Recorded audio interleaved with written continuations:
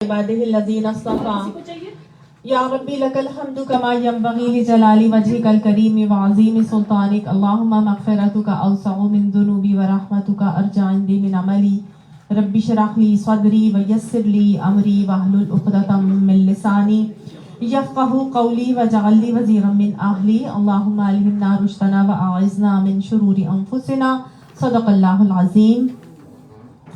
سورہ نساء آیت نمبر 14 تک ہم کر چکے ہیں۔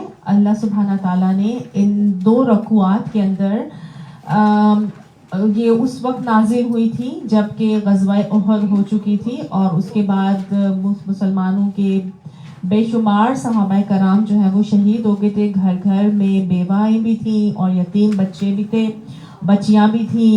تو اللہ سبحانہ تعالیٰ نے اس صورت کے اندر معاشرے کے اندر جو بنیادی یونٹ ہے، بیسک اکائی جس کو ہم گھر کہتے ہیں، اس کی تشکیل کے طریقے بھی سکھائے اور اس کے بعد اللہ سبحانہ تعالیٰ نے یتیموں کے حقوق بتائے، پھر وہ جو بیوائیں ہیں، پھر وہ جو بہت زیادہ شادیوں کا ایک کانسیپٹ تھا اس کو حد اور مطلب حد لگائی گئی تعدد ازواج کے حوالے سے کہ بس 4 ہی اب رکھ سکتے ہیں، لیکن کچھ غلط رویاں اس معاشرے کے اندر رائج تھیں۔ اللہ سبحانہ تعالیٰ نے ان غلط رویوں کے حوالے سے صحیح طریقے جو ہے وہ سکھائے جو ہم بار بار اس میں کر چکے ہیں۔ اس کے بعد اللہ سبحانہ تعالیٰ نے وہ جو قانون وراثت تھا، جو جس کا کوئی کانسیپٹ نہیں تھا، جس حوالے سے جو اقربون میں ملنا چاہیے تھا، وہ اللہ نے وہ حکم دیا اور وہ طریقہ سکھایا جو ہم لاسٹ لیکچر میں اپنا پڑھ چکے ہیں۔ اب ظاہر ہے کہ جب معاشرے کے اندر بہت ساری فری لانسرز گھوم رہی ہوں گی اور بہت ساری عورتیں موجود ہوں گی اور ان کے ساتھ وہ معاملات نہیں کیے جائیں گے جو شریعت سکھاتی ہے، تو معاشرے کے اندر ظاہر ہے کہ جنسی انارکی بھی پھیلے گی اور بے حیائی، فحاشی، عریانی اور جسم فروشی، قحبہ گری اور اس قسم زنا کے حوالے سے مختلف باتیں جو ہیں وہ پریویل کریں گی۔ تو اس ایک معاشرہ ہے نا، اس کے اندر یہ ساری چیزیں ہو سکتی ہیں اور ہوتی بھی ہیں، تو اللہ تعالیٰ نے بھی اس حوالے سے آگے احکامات نازل کیے جو آج ہم پڑھنے جا رہے ہیں۔ اعوذ باللہ من الشیطان الرجیم۔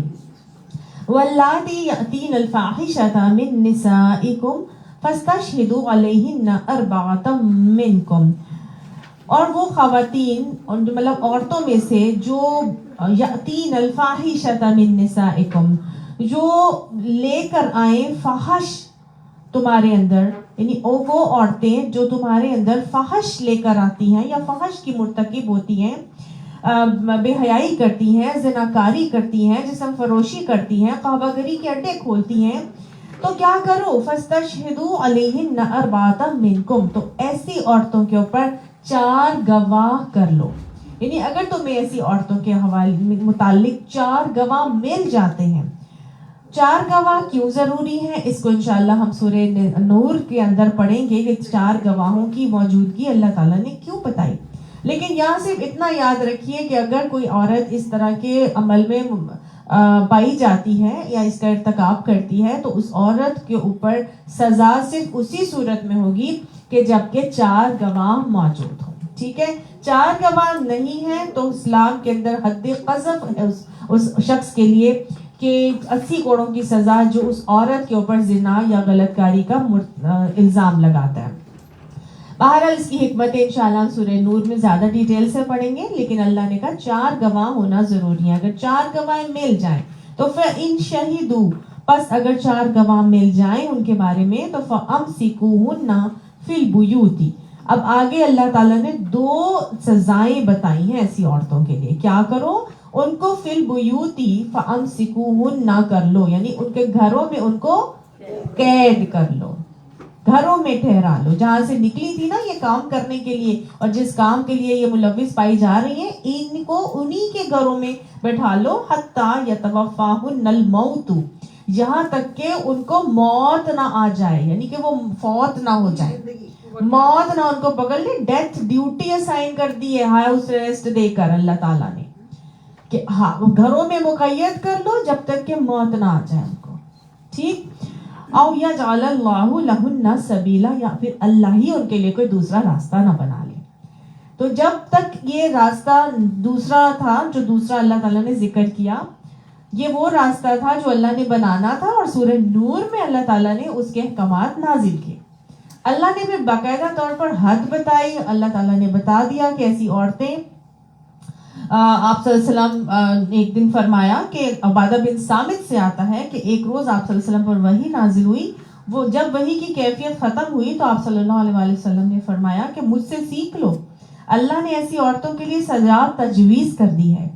شادی شدہ مرد اور شادی شدہ عورت اگر زنا کریں تو انہیں 100 کوڑے مارے جائیں، پھر رجم کیا جائے، یعنی پتھر مار کے ختم کیا جائے. یعنی پہلے 100 کوڑے اور پھر رجم. اور اگر کنوارا مرد اور کنواری عورت زنا کریں تو ان کے لیے 100 کوڑے ہیں. فجلدو کل واحد مئتا جلدہ. ٹھیک ہے، اس میں آتا ہے سورہ نور کے اندر کہ ان کو 100 کوڑے مارو ہر ایک کو، اور 1 سال کی جلا وطنی ہے. یہ مسلم کی کے اندر آتی ہے روایت. آپ صلی اللہ علیہ وسلم نے باقاعدہ طور پر بتایا کہ یہ اللہ کی طرف سے قانون ایسی خواتین کے لیے نافذ کر دیا گیا ہے. اور جب تک نہیں تھا تو اللہ تعالیٰ نے یہ بتایا تھا ان کو گھروں میں قید کر دو، کیونکہ یہ اس قابل نہیں ہے کہ یہ معاشرے میں زناکاری اور بے حیائی جو ہے وہ پھیلاتی پھریں. دیکھیے یہ گندی مچھلی نا سارے تالاب کو گندا کرتی ہے، لہٰذا اللہ تعالیٰ نے اس کو باہر نکلنے سے ہی منع کر دیا کہ اس کو گھروں میں رکھو. یہ گھروں میں ہی رہیں گی، یہ اس قابل نہیں ہے کہ معاشرے میں پھریں اور گندگی اور بے حیائی کو پھیلاتی پھریں. تو اللہ تعالیٰ نے گویا یہاں پر یہ جب سورہ نور کے احکامات نازل ہو گئے تو پھر یہ یہاں پر یہ والا جو ہاؤس اریسٹ کا معاملہ تھا یہ ختم کر دیا گیا. عربوں کے اندر ہاؤس اریسٹ کا معاملہ پہلے بھی ہوتا تھا، یعنی سمجھ آ گئی. تو ہاؤس اریسٹ کا معاملہ یعنی کہ گھروں میں قید کر دینا ایسی خواتین کو جو زنا کی مرتکب ہوتی تھی، ان کو گھروں میں قید ہی کیا جاتا تھا، اور یہی اللہ تعالیٰ نے بھی ان کی سزا دی تھی. بعد میں پھر وہ والا قانون جو ہے وہ اللہ تعالیٰ کی طرف سے سورہ نور میں عطا کر دیا گیا.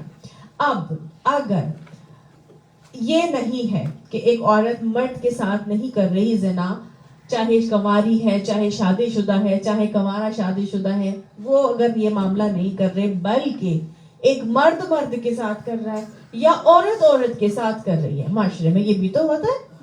تو اللہ سبحانہ تعالیٰ نے آگے یہ بتا دیا کہ واللذانی، اور اگر 2 مرد، اور جب 2 مرد آ گیا تو اس کے حوالے سے ہومو سیکچولیٹی کی بات کی جا رہی ہے نا، تو 2 عورتیں بھی اس میں شامل ہیں.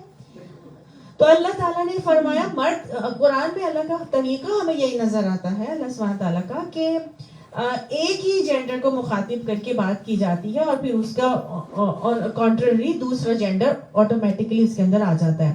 تو واللذانی، اور اگر 2 مرد یاتیانہا منکم، اور اگر اسی طرح کی فحاشی 2 مرد کرتے ہیں تم میں سے، تو پھر تم کیا کرو، فآذوہما، بس ان دونوں مردوں کو اذیت دو. یہ عمل جس کو ہومو سیکچولیٹی کہتے ہیں کہ 2 مرد سے اپنی خواہش پوری کرتا ہے یا عورت عورت کے ساتھ اپنی خواہش پوری کرتی ہے، اس عمل کو کس نے ایجاد کیا تھا؟ قوم لوط نے.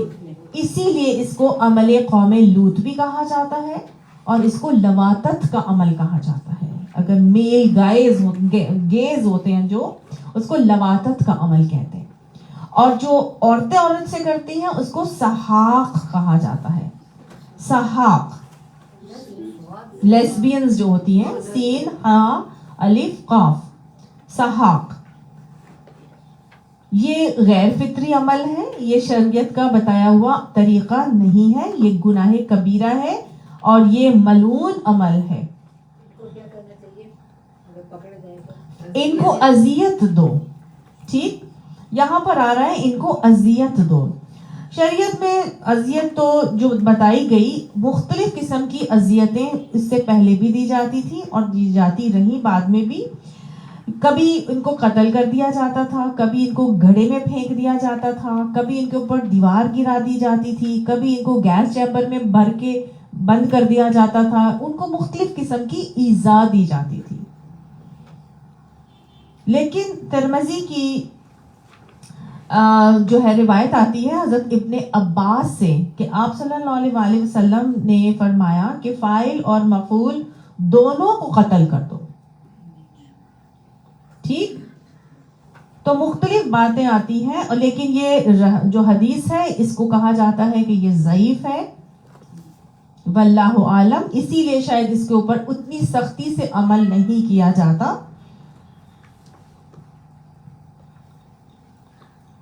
اچھا، جو یہ بتائی گئی ہے نا کہ ان کو اگر عورتیں کرتی ہیں تو سحاق اگر کرتی ہیں تو ان کو کیا کرا جائے گا کہ ان کو اسی طرح ہاؤس اریسٹ کر دیا جائے گا، گھر میں بند کر دیا جائے گا اور ان کی کڑی نگرانی کی جاتی ہے. ٹھیک ہے، لیکن یہ اللہ کی طرف سے بتائی ہوئی حد نہیں ہے، یہ تعزیر ہے، اور جو حد ہوتی ہے اس کو کوئی چینج نہیں کر سکتا، جبکہ تعزیر کو چینج کیا جا سکتا ہے. ٹھیک ہے، تو اب یہ تعاظمہما کے حوالے سے آپ کو سمجھ آ گئی کہ ان کو کس طرح اذیت دینی ہے اور کیوں اذیت دینی ہے. اس لیے کہ فَإِن تَابَا، بس اگر وہ دونوں توبہ کر لیں، وَأَصْلَحَا، اور وہ اپنی اصلاح کر لیں، فَأَعْرِضُوا عَنْهُمَا، تو پھر ان سے اعراض کر لو، یعنی ان کو چھوڑ دو. ہو سکتا ہے نا کہ جذبات میں بہہ کر انہوں نے اس طرح کر لیا ہو اور غلط کاری میں ملوث پائے گئے ہوں، تو ان کو اذیت دے کے ان کو اعراض کرو، اور اگر وہ توبہ طائب ہو جائے اور اپنی اصلاح کر لیں تو ان سے اعراض کر لو. ان اللہ کان توابا رحیما، بے شک اللہ سبحانہ تعالیٰ توبہ قبول بھی کرنے والا ہے اور رحم کرنے والا بھی ہے. حضرت ابو ہریرہ سے آتا ہے کہ آپ صلی اللہ علیہ وآلہ وسلم نے فرمایا، یہ جو ہومو سیکچولیٹی کا عمل ہے یہ کتنا قبیح گناہ ہے، اتنا ملوم عمل ہے کہ آپ صلی اللہ علیہ وسلم نے فرمایا کہ اللہ اپنی مخلوق میں 7 لوگوں پر آسمان میں لعنت کرتا ہے. اللہ اپنی مخلوق پر 7 لوگوں پر آسمان میں لعنت کرتا ہے. ایک شخص ان میں سے وہ ہے جس پر 3 مرتبہ لعنت کرتا ہے. ملعون ہے وہ شخص جو عمل قوم لوط کرتا ہے. آپ صلی اللہ علیہ وآلہ وسلم نے فرمایا کہ 4 آدمی ایسے ہیں کہ اللہ صبح بھی ان پر اور شام کو بھی ان پر ناراض ہوتا ہے، یعنی غضبناک ہوتا ہے اللہ تعالیٰ ایسے لوگوں کے اوپر. کون ہے وہ لوگ؟ پہلا شخص تو وہ ہے کہ وہ مرد جو عورتوں کی طرح رہتے ہیں. نظر آتے ہیں معاشرے کے اندر آپ کو ایسے مرد جن کو عورتیں بننے کا بہت شوق ہوتا ہے؟ جی، عورتوں کی طرح رہتے ہیں. آپ کو تو پتہ کراچی میں تو وہ میئر ہے کون بنا ہے جو باقاعدہ طور پر ڈریسنگ بھی ایسی کر رہا ہوتا ہے، بال بھی ایسے کٹوائے ہوئے. کوئی ایک ڈاکٹر بھی ہے، اس نے بھی اپنا حلیہ جو ہے وہ بالکل لڑکیوں کی طرح بنا لیا. یہ جو LGBTQ کا ایجنڈا اتنا زیادہ پریویل کر رہا ہے، اس میں یہی ہے کہ ہمیں جی عورت فیل ہوتا ہے تو ہم جی عورتوں کی طرح ہی کپڑے بھی پہنتے ہیں اور اپنے آپ کو ویسے بھی، اور وہ امپورٹنٹ بھی کر لیتے ہیں اپنے آپ کو اور اپنی. ہاں جی، وہ اب اللہ عالم وہ حقیقتاً ان کے اندر یہ پرابلم ہے یا وہ خود بنتے ہیں ایسے، یہ تو اللہ ہی جانتا ہے. لیکن اللہ غضبناک ہوتا ہے ایسے لوگوں کے اوپر، ان مردوں پر جو عورتوں کی طرح رہتے ہیں. وہ عورتیں جو مردوں کی طرح رہتی ہیں، یعنی عورتوں کو بھی منع ہے کہ وہ مردوں کی طرح حلیہ اختیار کریں، بوائے کٹ بال کٹوا لیے اور اسی حلیے کے کپڑے پہنے اور اسی طرح رہنا اور اسی طرح انداز اپنا لیے. اللہ غضبناک ہوتا ہے ان کے اوپر بھی. اور وہ جو چوپائے کے ساتھ غیر فطری عمل کرتے ہیں، اور وہ مرد جو مردوں کے ساتھ اپنی خواہش پوری کرتے ہیں. یہ وہ لوگ ہیں جن کے اوپر اللہ غضبناک ہوتا ہے. آپ صلی اللہ علیہ وآلہ وسلم نے یہ وہ عمل ہے جو کہ غیر فطری عمل ہے نا. آپ یہاں اس میں جو عمل کیا جاتا ہے خواہش پوری کرنے کا، جنسی خواہش پوری کرنے کا، وہ اس نارمل روٹ سے نہیں کیا جاتا جو اللہ نے بتایا ہے، بلکہ کہاں سے کیا جاتا ہے؟ پشت کی طرف سے کیا جاتا ہے، دبر میں تعلق قائم کیا جاتا ہے اس میں ہومو سیکچولیٹی میں. تو آپ صلی اللہ علیہ وآلہ وسلم ہومو سیکچولیٹی میں بھی، اور ایسے مرد جو اپنی بیویوں کے ساتھ بھی غیر فطری عمل کرتے ہیں، دبر میں تعلق قائم کرتے ہیں، آپ صلی اللہ علیہ وآلہ وسلم نے فرمایا اللہ اس کی طرف رحمت کی نگاہ سے بھی نہیں دیکھے گا جو عورت یا مرد کے ساتھ غیر فطری عمل کرے. اگر وہ اس کی بیوی ہی بھی ہے نا، پھر بھی اگر وہ غیر فطری عمل کر رہا ہے اس کے ساتھ تو اللہ اس کی طرف سے رحمت کی نگاہ سے نہیں دیکھے گا. آپ صلی اللہ علیہ وسلم نے فرمایا عورت کی پشت کی طرف سے نہ آؤ. وہ شخص ملعون ہے جو غیر فطری طریقے سے صحبت کرتا ہے.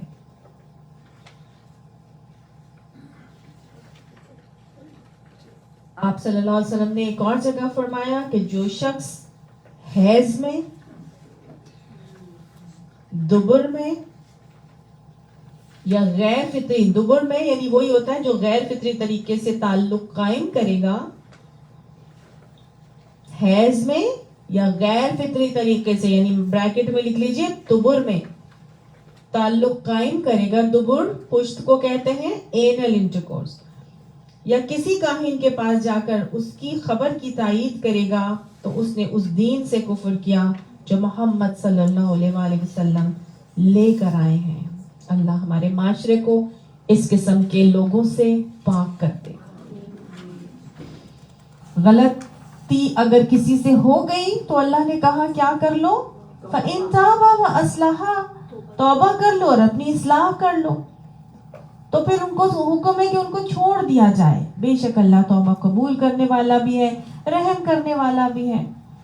دیکھیں کلو بنی آدم خطاؤن، نا ہر بنی آدم خطا کار ہے، پر خیر الخاطئین توابون، بہترین خطا کار کون ہے؟ جو توبہ کرنے والا ہے. آپ صلی اللہ علیہ وسلم نے فرمایا الانسان مرکب من النسیان، عربی کا مقولہ ہے بلکہ کہ الانسان مرکب من النسیان والخطا، انسان مرکب ہے، نسیان یعنی بھولنے کا اور خطا کا. اس کو بھولتا بھی ہے اور اس سے خطا بھی ہوتی ہے. یہ نہیں ہو سکتا کہ خطا نہیں ہو، لیکن جب کبھی خطا ہو جائے تو کیا کرنا چاہیے؟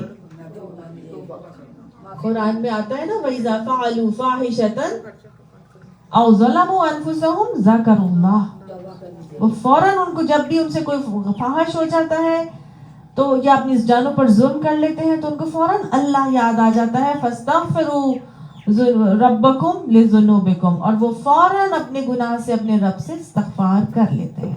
وَلَمْ يَصِرُّوا عَلَىٰ مَا فَعَلُوا وَهُمْ يَعْلَمُونَ، اور اپنے کیے پر دانستہ اصرار نہیں کرتے، ان کو معلوم ہوتا ہے کہ ہم سے غلطی ہوگی، فوراً اللہ کی طرف پلٹتے تو اب تائب ہو جاتے ہیں. تو اللہ تعالیٰ فرماتے ہیں انما التوبۃ، اگر کوئی ایسا شخص ہے کہ جس سے غلطی ہو گئی اور اس کو پتا چل گیا کہ میں تو جذبات میں بہک گئی تھی یا بہک گیا تھا اور میرے سے یہ معاملہ خراب ہو گیا ہے، تو پھر کیا کرتے ہیں؟ تو پھر اللہ کی طرف پلٹتے ہیں. تو انما التوبۃ علی اللہ، بے شک پلٹنا اللہ کے اوپر انہی لوگوں کے لیے ہے، یعنی اللہ بھی انہی لوگوں کی طرف پلٹتا ہے. للذین یعملون السوء، واسطے ان لوگوں کے جو عمل کر لیتے ہیں برا، بجہالت، جہالت کی سبب، یعنی جن سے جہالت کی بنا پر برا عمل ہو جاتا ہے. ثم یتوبون من قریب، پھر وہ جلد ہی توبہ کر لیتے ہیں. فاولئک یتوب اللہ علیہم، بس انہی لوگوں کے اوپر اللہ بھی پلٹ کے آ جاتا ہے. اللہ انہی لوگوں کی توبہ بھی قبول کر لیتا ہے. وکان اللہ علیما حکیما، اور بے شک اللہ سبحانہ تعالیٰ تو کیا ہے؟ وہ تو ہے ہی جاننے والا، حکمت والا. تو اللہ ایسے بندے پہ جو خود اللہ کی طرف پلٹ کے آتا ہے، اپنی اصلاح کرنا چاہتا ہے، تو اللہ بھی ایسے ہی لوگوں کے اوپر آتا ہے توبہ پلٹ کرنا. تواب کہتے ہیں پلٹ کر آنے کو، تو اللہ بھی ایسے لوگوں کی طرف تواب ہو جاتا ہے، ان کی توبہ قبول کرتا ہے، ان کی طرف پلٹ کر آ جاتا ہے جو اپنی توبہ کی کرنے کے بعد اپنی اصلاح کا معاملہ کرتے ہیں. اچھا، یہ ایک جو آیت ہے قرآن پاک کی وہ بڑی اہم ہے یہاں پر بتانی، جس میں توبہ کی شرائط بتائی ہیں اللہ سبحانہ تعالیٰ نے. یہاں اور دیکھیں 4 قسم کے لوگ ہوتے ہیں. ایک وہ لوگ ہوتے ہیں جو غلطی سے توبہ کر لیتے ہیں، غلطی سے گناہ کر لیتے ہیں، اور جب گناہ ہو جاتا ہے تو ان کو فوراً اللہ یاد آتا ہے، واپس پلٹ کے جاتے ہیں تو اللہ بھی پلٹ کر آ جاتا ہے. دوسرے کچھ اور لوگ ہوتے ہیں کہ جو غلطی کرتے ہیں اور کرے جاتے ہیں، ساری زندگی گزار لیتے ہیں اور مرتے دم تک وہ اسی پر مر جاتے ہیں، توبہ نہیں کرتے، پلٹتے نہیں. ٹھیک ہے. تیسرا قسم وہ ہے جو غلطی کرتے ہیں، کرتے رہتے ہیں، ایک وقت آتا ہے جب ان کو خیال آ جاتا ہے، ریئلائز ہو جاتا ہے کہ میں تو غلط کر رہی تھی، تو میں پلٹ جاؤں اللہ کی طرف. کسی بھی انسیڈنٹ سے وہ جوڑے جاتے ہیں اور وہ اللہ کی طرف پلٹتے ہیں، ہے نا. اور چوتھی طرح کے وہ لوگ ہوتے ہیں کہ جو کرتے رہیں گے، غلطی کرتے رہیں گے حتیٰ کہ موت کا وقت آئے گا، پھر ان کو ہوگا کہ ہاں اب میں نے توبہ کی، جیسے فرعون نے کی تھی. تو پھر یہ چاروں طریقے انسان کی زندگی کے عمل کے حوالے سے اللہ تعالیٰ یہاں پر بیان کر رہے ہیں.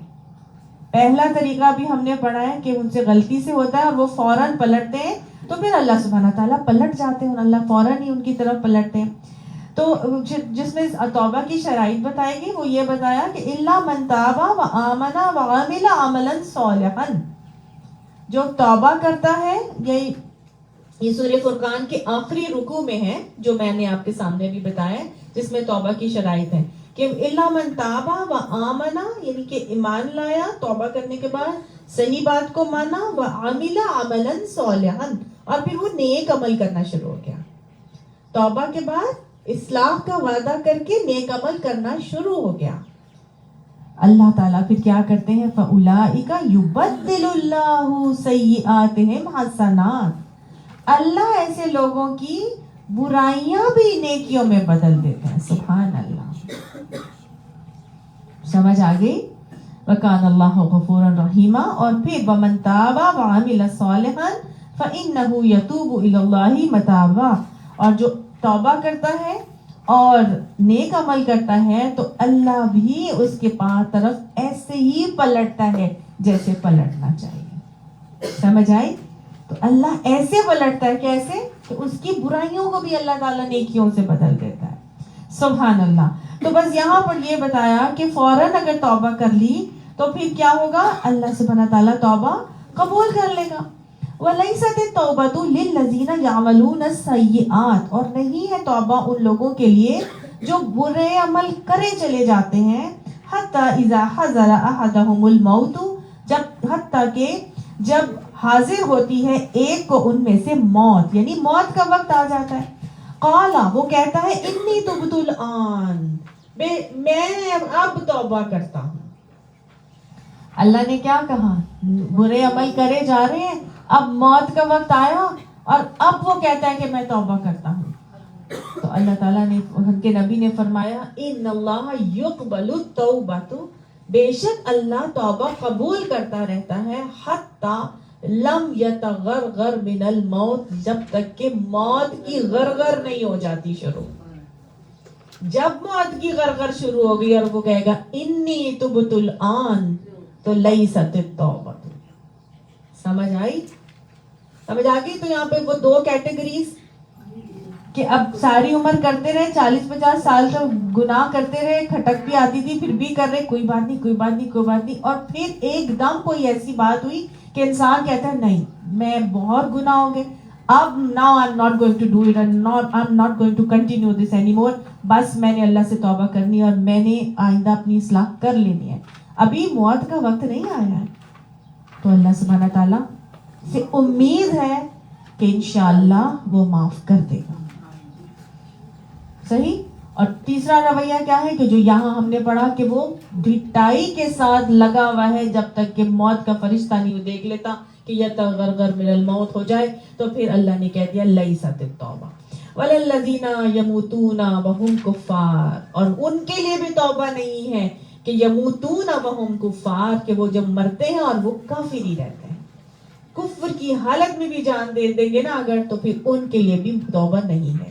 تبھی تو حضرت ابراہیم علیہ السلام نے جب اپنے والد کے لیے توبہ کی تھی تو اس وقت تک کی تھی جب تک کہ ان کے والد حیات تھے، اور جب ان کے والد مر گئے تھے تو پھر انہوں نے اپنے والد کے لیے بھی توبہ نہیں کی تھی. اسی لیے حضور صلی اللہ علیہ وآلہ وسلم نے بھی حضرت ابو طالب کے لیے توبہ نہیں کی. ٹھیک ہے نا؟ آپ صلی اللہ علیہ وسلم کہتے تو کیوں نہیں اب اللہ تعالیٰ حضرت ابو طالب کو معاف کر سکتے تھے، لیکن آپ جو وہم یموتون وہم کفار، جب وہ مرتے ہیں اور وہ کفر کی حالت میں جان دیتے ہیں تو پھر ان کے لیے کوئی اللہ کی طرف سے توبہ کا معاملہ نہیں ہے. سمجھ آ گئی؟ اولئک یہ وہ لوگ ہیں اعتدنا لہم عذابا الیما ان کے لیے ہم نے دردناک عذاب تیار کر کے رکھا ہے. یا ایھا الذین آمنوا اب عرب کے لوگوں کو ایک اور بات بتائی جا رہی ہے. اس معاشرے کے اندر ایک اور قانون تھا یا رواج تھا جو رائج تھا اور وہ یہ تھا کہ عورت کو وہ کیا سمجھتے تھے؟ پرسنل پراپرٹی، اپنی کموڈٹی سمجھتے تھے. اس کی کوئی ویلیو نہیں تھی، اس کی کوئی سے نہیں تھی. اس کو وراثت کا مال سمجھا جاتا تھا. اس کو وراثت دینا تو درکنار، اس کو وراثت کا مال سمجھ کے ہڑپ کر لیا جاتا تھا. مثال کے طور پہ باپ ہے، اس کی ڈیتھ ہو گئی ہے اور اس کی 4 یا 6 بیویاں تھیں. تو وہ کیا کرتے تھے کہ جو بیٹا جس کو وراثت دیتے تھے وہ کیا کرتا تھا؟ اپنی ماؤں کے اوپر بھی اجارہ داری بنا کے بیٹھ جاتا تھا. ان کو بھی وراثت کا مال سمجھ کے اپنی اس ملکیت میں لے آتا تھا. وہ لوگ جاتے تھے اس گھر کے اوپر چادر ڈالتے تھے اور کہتے تھے کہ یہ سب میرا. اور اپنی ماں سے تو چلو وہ نکاح نہیں کرتے تھے، لیکن وہ کئی دفعہ اپنی باپ کی سوتیلی مائیں جو ہوتی تھی، باپ کی دوسری بیویاں، ان سے نکاح تک بھی کر لیتے تھے تاکہ دولت نہ جائے.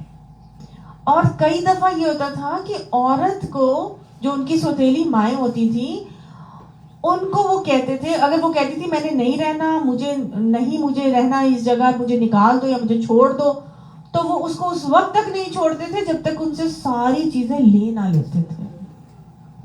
سمجھ آئی؟ وہ سب کچھ دیتی تھی، مہر بھی دیتی تھی، سب ہر چیز جو بھی اس کو تحفے تحائف ملی ہوتی تھی. she had to leave everything کہ وہی خدا کے واسطے یہ سب لے لو اور مجھے چھوڑ دو، میں جاؤں، میری جان بخشی کرو. یہ حالات تھے وہاں پر. تو اللہ سبحانہ تعالیٰ نے ان کو یہ حکم دیا کہ اے ایمان والو کہ جو ایمان لے آئے ہو، لا یحل لکم تمہارے لیے یہ حلال نہیں ہے، ان ترثوا النساء کرہا کہ عورتوں کے اوپر زبردستی جبرن ان کے وارث بن جاؤ. ولا تعضلوہن اور نہ تم ان کو روکے رکھو، لتذہبوا ببعض ما آتیتموہن اس لیے روکے رکھو تاکہ تم لے لو وہ جو تم ان کو دے چکے ہو. کیا دیا تھا؟ حق مہر جو تم نے دیا تھا، تمہارے والدوں نے دیا تھا، تمہارے بڑوں نے دیا تھا، ان کے پاس جو بھی معاملات جو ہے تحفے تحائف کی صورت میں بھی ملے تھے، وہ بھی جو ان کو تم نے دے دیا تھا وہ تم لے نہیں سکتے. تم اس لیے ان کو روک کے رکھتے ہو کہ جی وہ اگر مجھے دیں گے تو پھر میں ان کو تم کو چھوڑوں گا. نہیں، اللہ نے کہا کہ اور نہ تم انہیں روکے رکھو تاکہ تم لے لو ببعض ما آتیتموہن الا سوائے ایک شرط کے. صرف ایک شرط میں تم عورتوں کو روک سکتے ہو، ان یاتین بفاحشۃ مبینہ، یہ کہ وہ واضح طور پر بین طرح سے فحش کا ارتکاب کر لیں، کھلم کھلا کوئی فحش کام کر لیں، زنا کے مرتکب ہو جائیں یا بدچلنی کرنا شروع ہو جائیں. صرف اس صورت میں تم کیا کرو گے؟ انہیں روک کے رکھو گے. وہ تو ہم نے پیچھے ہی پڑھ لیا. تو یہاں اللہ سبحانہ تعالیٰ نے گویا یہاں پہ طریقہ بتا دیا. روکنے کی صورت صرف یہی ہے کہ اگر وہ فاحش کا ارتکاب کریں، ورنہ خلا وغیرہ کے حوالے سے تمہارے لیے جائز نہیں ہے کہ تم جی اس لیے ان کو روکے ہوئے ہو کہ بس اب میں اس کو طلاق بھی نہیں دوں گا کہ جی اس کہ ہاں کہ بھئی اگر جانا ہے تو جائے لیکن اپنا خلا لے اور پھر جائے تاکہ سارا حق مہر بھی مجھے دے کے جائے واپس. خلا ایک واحد طریقہ ہے نا جس میں عورت کو اپنا حق مہر چھوڑنا پڑتا ہے، اس کو کچھ نہیں ملتا. تو تم صرف اس لیے اس کو روکے رکھتے ہو کہ تمہیں ہر چیز مل جائے جو تم اس کو دے چکے ہو. تو ہاں جی، تو دونوں باتیں یہاں پر ہیں کہ یہ کہ جب زبردستی عورتوں کے وارث بن جاتے تھے اور ان کو نہیں چھوڑتے تھے تب تک کہ وہ ساری چیزیں ان کو نہ دے دیں، یا پھر یہ کہ عورت کو طلاق نہیں دیتے تھے تاکہ ان کو وہ حق مہر جو ہے وہ لے کے نہ چلی جائیں، ہمارے تحفے تحائف نہ لے کے چلی جائیں. خلا لیں گی تو لیں، جاتی ہیں تو جائیں، میں اس کو نہیں چھوڑوں گا. ہاں خلا لیں گی تو پھر وقت مہر بھی دے کے جائیں گی اور جتنے تحفے تحائف دیے ہیں وہ بھی مجھے دے کے جائیں گی. تو اللہ نے کہا نہیں، جو تم دے چکے ہو وہ دے چکے ہو، وہ ان کا ہے، ان کو اس لیے محض مت روک کے رکھو کہ تمہیں مال چاہیے. ہاں ایک وجہ ہے جس پہ تم ان کو سختی بھی کر سکتے ہو, ان کو روک بھی سکتے ہو, اور وہ کیا ہے, بد چلنی کے مرتکب ہوں گی تو پھر تم تنگ کر سکتے ہو ان کو. اور کیا کرو, وَعَاشِرُوهُنَّ بِالْمَعْرُوفِ, اور ان کے ساتھ بھلے طریقے سے گزارا کرو, بھلے طریقے سے زندگی بسر کرو. عاشروہن, عاشرو کا روٹ ورڈ ہے عین شین را, معاشرہ بھی اسی سے نکلا ہے, ٹھیک ہے. معاشرہ یعنی گزر بسر کرنا, معاشرہ گزارا کرنا, بسران کرنا. عاشرو تم معاشرہ یعنی تم گزر اوقات کرو, یعنی گزر بسر کرو, ان عورتوں سے. کیسے گزر بسر کرو گے عورتوں کے ساتھ؟ بالمعروف, بھلے طریقے سے. مردوں کو سکھایا جا رہا ہے کہ عورتیں صنف نازک ہیں, یہ تمہاری پرسنل پراپرٹی اور کموڈٹی نہیں ہے کہ تم ان کے اجارہ دار بن کے بیٹھ جاتے ہو, ان کے ساتھ جو چاہے مرضی سلوک روا رکھو. ایسا نہیں ہے, بلکہ کیا کرو, ان کے ساتھ بھلے طریقے سے گزارا کیا کرو, بھلے طریقے سے. مردوں کو اسی لیے تو حضرت عمر کہا کرتے تھے نا کہ اپنی عورتوں, اپنے مردوں کو سورہ نساء پڑھا, کیونکہ اس میں مردوں کو طریقے سکھائے گئے ہیں کہ وہ عورتوں کے ساتھ کیا رویہ رکھیں گے, کیسے اپنے طریقے گزار اوقات کے وہ ان کے ساتھ اپنائیں گے. آپ صلی اللہ علیہ وسلم نے فرمایا تھا تم میں سے بہترین شخص وہ ہے جس کے اخلاق اچھے ہیں, اور کامل وہ ہے جو اپنی بیوی کے حق میں اچھا ہے. کامل کون ہے؟ جو اپنی بیوی کے حق میں اچھا ہے. آپ صلی اللہ علیہ وسلم نے فرمایا خیرکم خیرکم الی نسائکم, تم میں سے بہتر وہ ہے جو اپنی عورتوں کے لیے بہتر ہے.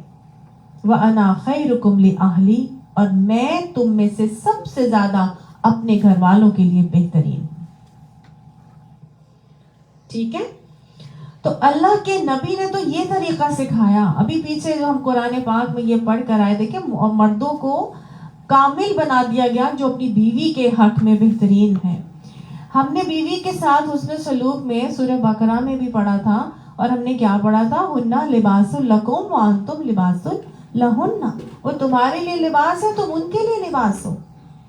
اور ہم نے دیکھا تھا وہاں پہ کہ مردوں نے عورتوں کے ساتھ اور عورتوں نے مردوں کے ساتھ کیسا معاملہ کرنا ہے, لباس کا سا معاملہ کرنا ہے. لباس کیا ہوتا ہے؟ جو انسان کے جسم کے سب سے قریب ہوتا ہے, اس کی جسموں کے عیبوں کو ڈھانپتا ہے, اس کی خوبصورتی اور حسن کو نکھارتا ہے, اس کو سردی گرمی دھوپ چھاؤں سے بچاتا ہے, ہوتا ہے نا, اس کے لیے باعث وقار, باعث عزت, باعث زینت ہوتا ہے. یہ لباس ہوتا ہے نا. تو مرد عورتوں کے ساتھ کیسا معاملہ کریں گے جس سے ان کا لباس ہے. اسی طرح ہم نے دیکھا تھا کہ نساؤکم حرث لکم, عورتیں تمہاری کھیتیاں ہیں. جس طرح کسان اور اپنی کھیتی کی حفاظت کرتا ہے, رکھوالی کرتا ہے, گوٹی کرتا ہے, اس میں سے جھاڑ جھنکار نکالتا ہے, پھر اس کے اندر بیج ڈالتا ہے, پھر اس کی آبیاری کرتا ہے, اس کو دھوپ چھاؤں سے بچاتا ہے, اور اس کے اوپر پراپر دھوپ بھی لگاتا ہے, پانی بھی دیتا ہے, اور اس کو جنگلی پودوں سے بچاتا ہے, مختلف قسم کی حفاظت کے معاملات اس کے ساتھ کرتا ہے. تو یہی طریقہ مرد کو بھی سکھایا گیا کہ وہ اپنی بیوی کے ساتھ بالکل ایسا معاملہ کرے جیسے کسان اپنی کھیتی کے ساتھ کرتا ہے. اور جب وہ معاملہ کرتا ہے تو اپنی بیوی کو تیار کرتا ہے تاکہ اب وہ کھیتی تیار ہو گئی ہے, اب جب وہ اپنے نطفے کا بیج اس کے اندر ڈالے گا تو انشاءاللہ جو فصل نکلے گی, جو پیداوار نکلے گی اولاد کی صورت میں, وہ انشاءاللہ پھر صدقہ جاریہ بنے گی. تو یہ طریقے ہم نے پہلے پڑھے تھے. آج اللہ تعالیٰ مردوں کو کیا سکھا رہے ہیں؟ عاشروہن بالمعروف, جو گزر اوقات ہیں, جو زندگی گزران کے طریقے ہیں, وہ بھی معروف طریقے سے کرو, بھلے طریقے سے کرو. آپ صلی اللہ علیہ وسلم نے عاشروہن بالمعروف کے بہت خوبصورت رویے اپنی بیویوں کے ساتھ ہمیں کر کے دکھا دیے. جو دن بھر میں, جو ڈے ٹو ڈے لائف میں جو ہم نے کرنا ہے, جو مردوں نے اپنی بیویوں کے ساتھ کرنا ہے, آپ صلی اللہ علیہ وسلم اپنی بیویوں کے ساتھ کیسے کرتے ہوئے نظر آتے ہیں. حضرت عائشہ بہت چھوٹی سی تھی جب ان کی کاشان نبوت میں آئی, تو چھوٹی سی ایک بچی کی جو فیلنگز ہوتی ہیں, نبی صلی اللہ علیہ وسلم نے ان فیلنگز کا پورا خیال رکھا. حضرت عائشہ گڑیوں سے کھیلا کرتی تھی. وہ گڑیاں اٹھا کے پھینکتے نہیں تھے, ان کو گڑیاں نکال کے دیتے تھے. جب ان کی دوستیں آئی, آپ صلی اللہ علیہ وسلم آتے تھے گھر اور ان کی دوستیں وہاں موجود ہوتی تھی اور سہیلیاں گڑیوں سے کھیل رہی ہوتی تھی تو چھپ جاتی تھی. آپ صلی اللہ علیہ وسلم ان کو لے کر آتے تھے اور کہتے تھے عائشہ کے ساتھ کھیلو, عائشہ کے ساتھ کھیلو. پھر ایک مرتبہ حضرت عائشہ کے پاس ایک گھوڑا تھا جس کے پر تھے. اب سوچ رہے ہیں اتنی چھوٹی سی بچی ہیں کہ پروں والے گھوڑے سے کھیل رہی ہیں. تو حضرت حضور صلی اللہ علیہ وسلم نے فرمایا کہ عائشہ یہ کیسا گھوڑا ہے جس کے پر ہیں؟ تو حضرت عائشہ نے آگے سے کہا کہ ہاں, کیا حضرت سلیمان علیہ السلام کے گھوڑے کے پر نہیں تھے؟ اسی طرح آپ صلی اللہ علیہ وآلہ وسلم ان سے بے انتہا محبت کرتے تھے.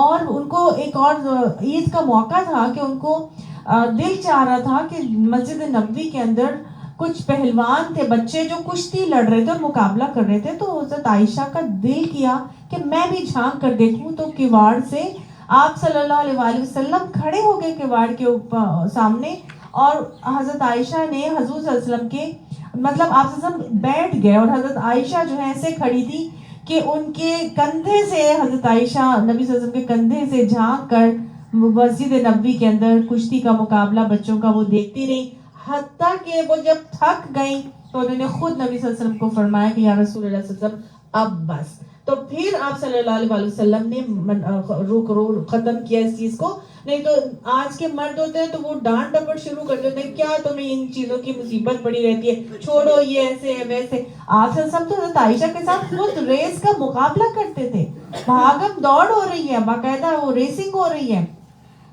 چھوٹی تھی وہ تیز بھاگتی تھی اور ہرا دیا نبی صلی اللہ علیہ وسلم کو. اور پھر جب بعد میں تھوڑی سی اچھی عمر ہوگی, جسم بھی ان کا بھاری ہو گیا تھا, تو نبی صلی اللہ علیہ وسلم نے ایک مرتبہ پھر سفر پر تھے, قافلہ ساتھ ہی قافلے میں تھی ساتھ ہی. تو آپ صلی اللہ علیہ وسلم نے قافلے کو کہا تم لوگ نکل جاؤ, اور پھر حضرت عائشہ کو کہنے لگے عائشہ دوڑ کا مقابلہ کریں پھر سے. تو حضرت عائشہ نے کہا کہ ٹھیک ہے, اور حضرت عائشہ ان کے ساتھ جب دوڑ کا مقابلہ کیا تو وہ بھاری جسم کی ہوگی تھی, نہیں تیز پر دوڑا گیا, آپ صلی اللہ علیہ وسلم نے ہرا دیا. پھر آپ صلی اللہ علیہ وسلم نے فرمایا دیکھو آج میں نے تمہاری اس ہار کا بدلہ چکا لیا ہے. اب ہنس رہے, مذاق ہو رہا ہے بیوی کے ساتھ, اتنے خوبصورت تعلقات ہیں. اور پھر ایک کیا ہوا کہ حضرت عائشہ کو تو بہت ہی زیادہ شوق تھا بننے سنورنے کا, پہننے اوڑھنے کا. اور جب بھی جاتی تھی نا سفر پہ, جب ان کی پرچی نکلتی تھی تو حضرت عائشہ کو ہوتا تھا کہ میں نا کچھ لے کے جاؤں, خوبصورت لگوں, تیار شیار. تو اپنی بہن سے ادھار ہار مانگ کر لے کے جاتی تھی اور وہاں جا کے گما بھی دیتی تھی. اب ہمیں پڑھیں گے دیکھیں گے کہ 2 مرتبہ وہ ہار گما, اور ایک مرتبہ گمنے پر تیمم کی آیات نازل ہو گئی, اور ایک مرتبہ گمنے پر باقاعدہ واقعہ عفق کا پورا معاملہ ہو گیا, اور اس کے اندر بھی جو ہے وہ ان کی پاکیزگی اور برات کی آیات نازل ہو گئی. ان کو پتا تھا نا بعد میں ایک سیکٹ نکلے گا جو حضرت عائشہ کے اوپر خوب تبرہ کا معاملہ کرے گا, ان کو برا بھلا کہے گا. تو اللہ نے ان کی پاکدامنی کی آیات جو ہے نا وہ نازل کر دی تھی اس کے اندر ہی. قرآن پاک کے اندر 17 آیات ان کے لیے نازل ہو گئی الحمدللہ. تو یہ نبی صلی اللہ علیہ وسلم نے لیکن کبھی بھی حضرت عائشہ کو ڈانٹا نہیں کہ کیا تمہارے ہار کی وجہ سے ہمیں مصیبت ہی پڑی رہتی ہے ہر وقت, چھوڑا رہنے دیا کرو, ہار مت لے کے آیا کرو, تم نے ضرور پہننا ہوتا ہے ہار. نہیں, کوئی ایسی بات نہیں کی. بلکہ ایک مرتبہ انہوں نے تزکیہ بھی آپ سے ان کا کرتے رہتے تھے. تو ایک مرتبہ دیکھ رہی ہیں حضور صلی اللہ علیہ وسلم کو بڑے پیار سے, تو انہوں نے آگے سے کہا کہ کیا ایسے دیکھ رہی ہو نا. تو وہ کہنے لگی یا رسول اللہ میں دیکھ رہی ہوں کہ کاش آپ کو جنت میں بھی آپ کی نا میں ہی بن جاؤں بیوی. تو وہ آگے سے نبی صلی اللہ علیہ وسلم نے فرمایا اچھا اگر تم یہ چاہتی ہو نا تو تم نا صابرہ اور زاہدہ بن جاؤ, یعنی کہ جو بھی تمہارے پاس ہے نا وہ تم دنیا میں اللہ کی راہ میں دینا شروع ہو جاؤ. ان کو اس انگوٹھیوں کا اتنا شوق تھا, سب کچھ انہوں نے اللہ کی راہ میں دے دیا. اس کے بعد انہوں نے کچھ نہیں پہنا, کچھ استعمال نہیں کیا کہ میں زاہدہ بن جاؤں اور میں صابرہ بن جاؤں.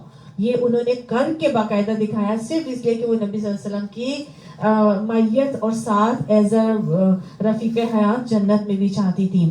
تو یہ تو ایک بیوی کے ساتھ طریقہ ہے. نبی صلی اللہ علیہ وآلہ وسلم نے یہ ایک طریقہ جو مردوں کو سکھایا وہ یہ کہ آپ صلی اللہ علیہ وسلم اول تو باؤنڈ نہیں تھے نا، کسی بھی بیوی کے ساتھ کتنی بھی دیر لگا لے، لیکن نہیں، نبی صلی اللہ علیہ وسلم نے عدل کا نمونہ قائم کیا اور تمام ازواج کے ساتھ آپ صلی اللہ علیہ وسلم اتنا ہی وقت گزارتے جتنا ایک کے ساتھ، دوسری کے ساتھ، تیسری کے ساتھ عصر سے مغرب کا ٹائم ہوتا تھا، اور آخر میں اس کے پاس جاتے تھے جس کے پاس رات گزارنی ہوتی تھی. تو مردوں کو سکھانے کے لیے کہ اپنی بیویوں کے درمیان عدل انہوں نے کیسے کرنا ہے. یہ صرف حضرت عائشہ کا معاملہ نہیں تھا، دوسری ازواج کے ساتھ بھی ان کا ایسا معاملہ نظر آتا ہے کہ حضرت صفیہ جو کہ یہودیہ تھیں پہلے اور حیی بن اخطب کی بیٹی تھی، تو ایک دن وہ رو رہی تھی بہت زیادہ، اتنا رو رہی تھی کہ حضور صلی اللہ علیہ وسلم آئے اور آ کے ان کے آنسو پوچھے اور کہنے لگے کیوں روتی ہو؟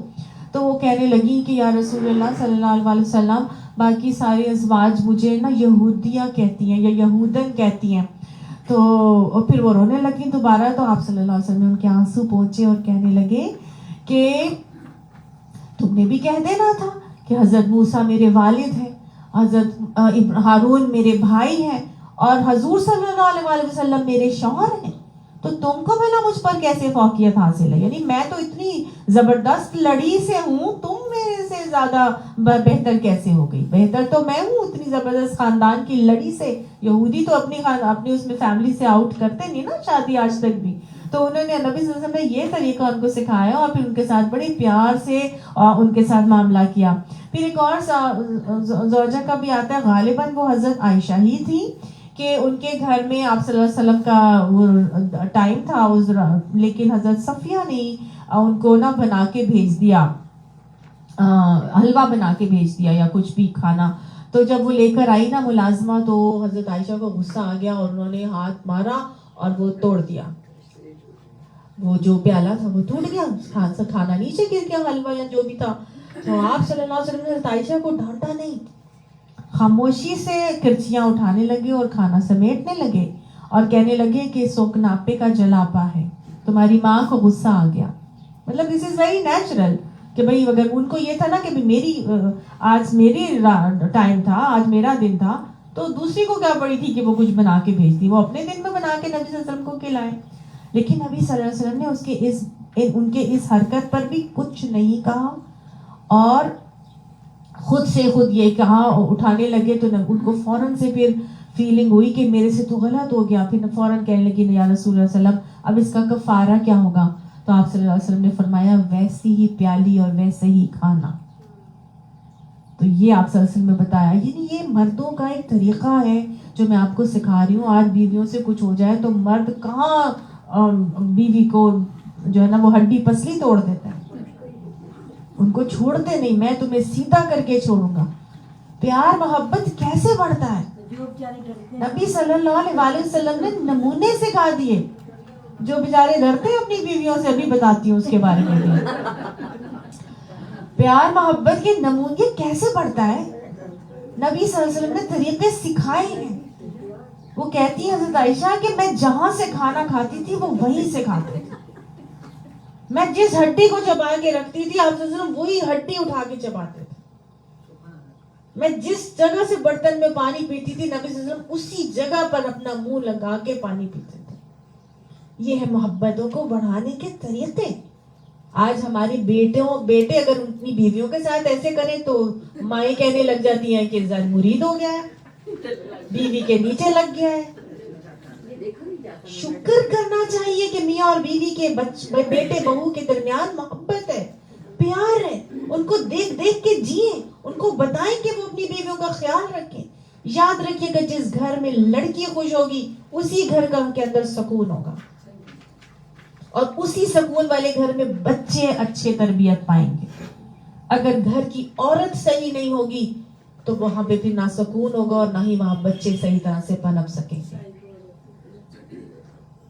کمبائنڈ فیملی میں رہنے والی بچیوں کو جس قدر ستایا جاتا ہے، ایک تو ساسوں کا ساس سسر کا پریشر اور پھر اس پر میاں کا بھی بہت دباؤ، اور نیچرلی ان کے بچے جو ہے نا وہ لو آئی کیو کے پیدا ہوتے ہیں، یا وہ اب نارمل ہو جاتے ہیں، یا وہ ڈپریشن کا شکار ہو جاتے ہیں، یا وہ احساس کمتری میں چلے جاتے ہیں، وہ پراپرلی پرفارم نہیں کر پاتے. جس گھرانے میں اتنی سختیاں ہوتی ہیں چاہے وہ مرد کی طرف سے، اور مرد اسی وقت کرتا ہے جب اس کو پیچھے سے پیرنٹس کا پریشر آ رہا ہوتا ہے. تو ہم عورتوں کو بہت ضرورت ہے، ہم ماں باپ کو بہت ضرورت ہے کہ ہم اپنے بیٹوں کو یہ باتیں سکھائیں کہ وہ آگے اپنی بچیوں کے ساتھ صحیح، اپنی بیویوں کے ساتھ صحیح معاملات کرنے والے ہوں.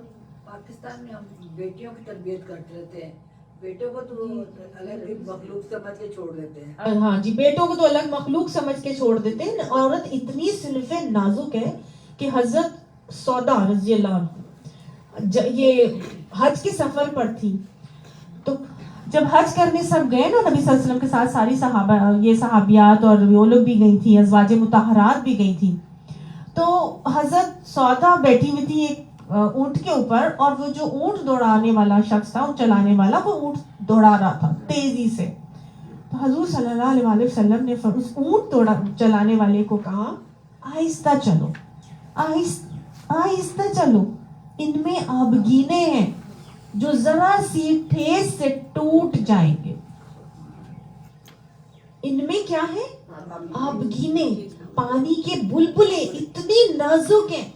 یعنی عورت کے ساتھ تو ایسے معاملہ کرو، یہ اتنی صنف نازک ہے، ذرا سی ٹھیس سے بھی ٹوٹ سکتے ہیں. تو عورت کے ساتھ بہترین گزران کرنا چاہیے، بہترین معاملات کرنا چاہیے. آپ صلی اللہ علیہ وآلہ وسلم نے فرمایا عورت کے